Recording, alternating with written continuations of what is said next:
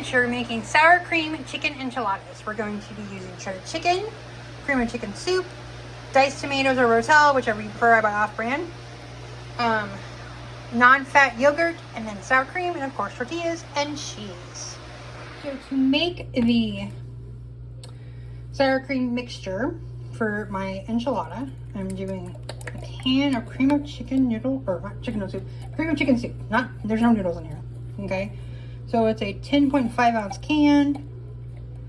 Put that in there. And then a cup or an 8 ounce container of sour cream, depending on what you have.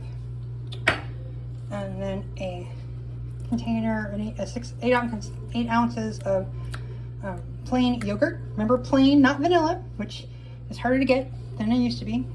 All right, and then I use a whole can. I drain it, but I use a whole can of rotel or diced tomatoes off-brand, depending on what you want.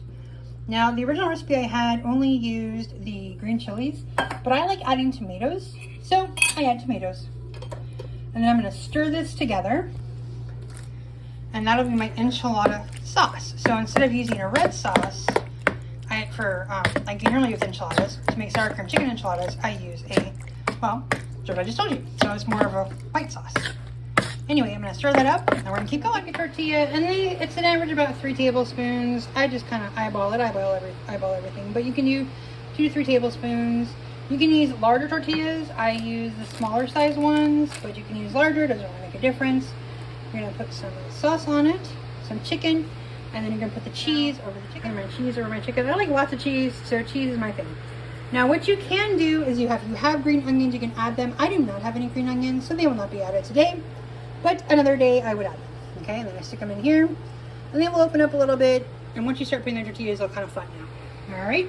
Sometimes I get distracted, and I turn my phone off and realize I didn't even finish making the tortilla yet.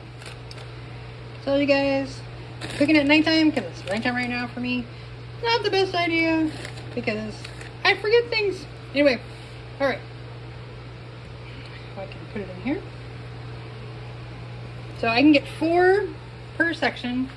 Anyways, so I'm going to keep doing this and keep going, and I will let you guys see what I'm getting all of them in my pan, and I realized I didn't show you a step, which is I put a I put a line of the sauce over the tortillas, and then I put cheese over that. So you can kind of see the sauce under the cheese, but that's what it looks like. And then you pop it in the oven at 350 degrees for 30 to 45 minutes.